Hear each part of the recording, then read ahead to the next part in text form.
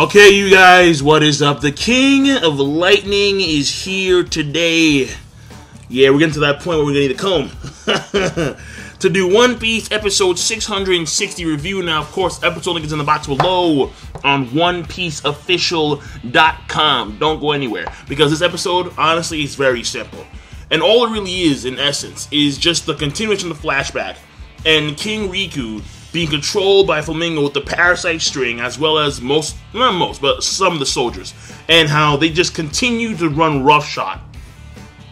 And King Riku wants to die because he is clearly, in the eyes of the populace, he has fallen from grace. They get to the point where they pretty much, they curse him. They curse him for what he's done because they believe that he's doing this for his own selfish purposes. Flamingo and his boys. So you have Diamante, you have Treble, the kick, yeah. And then they have King Riku charge him. Of course, Flamingo has that cool scene where Flamingo, he just palm thrusts King Riku off the horse. Like, it was pretty beastly. Like, yeah, that was a good scene right there. That was the best scene in the entire episode. And that was pretty much it. And then they overthrow the kingdom. And he takes over. And that's it. And then after that, you have a small scene with Rebecca. Luffy finally reaches Zoro and Kinemon. There's actually a funny scene where you have what's going on with the dwarves, or I should say the Tontada, and how in essence they are just trying to deal with what's going on now. And apparently the main reason why they're going ham is because of the fact that early on during the day, they were told that he was stepping down, and they were on Cloud 18,000, and all of a sudden they found out that it was a mistake, and they just plummeted. And of course, that's the fault of who? The Straw Pirates. And you have Usopp, Robin, and Frankie like, fuck. Our bad, dog. Our bad. And you even have Robin. When Robin does the shock face, that's how you know that you fucked up. That's how you know. So, in essence, that's really the episode. Now, let me talk about the basics. Animation overall was okay. It wasn't that bad at all. Again, you have that one scene where Flamingo, he just palm thrusts. I love that scene, dude. Yeah, he just palm thrusts King Riku off the horse and just grabs him like, he's just laughing. Good scene. And because they always had like a reddish tint to the environment when King Riku was going around, it does add to the gore effect, I suppose. Like, it just does. It adds to the gore effect.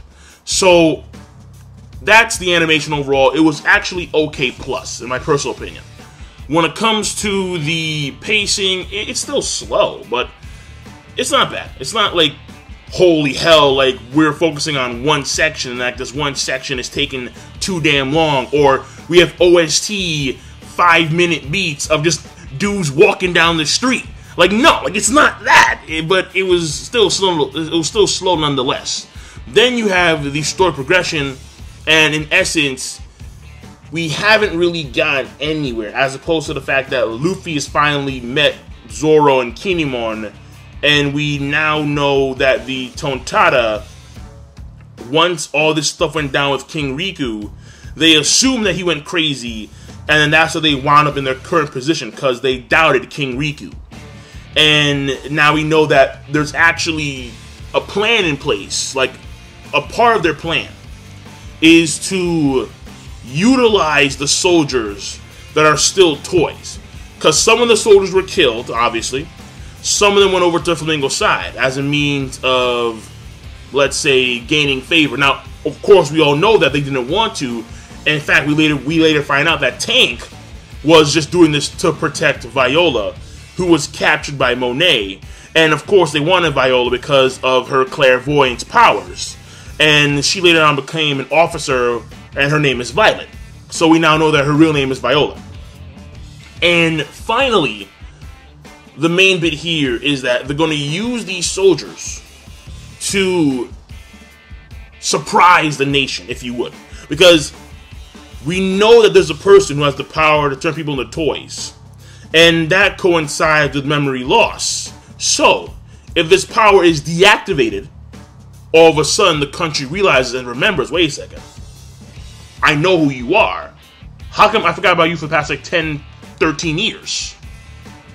And the country will be up in chaos immediately.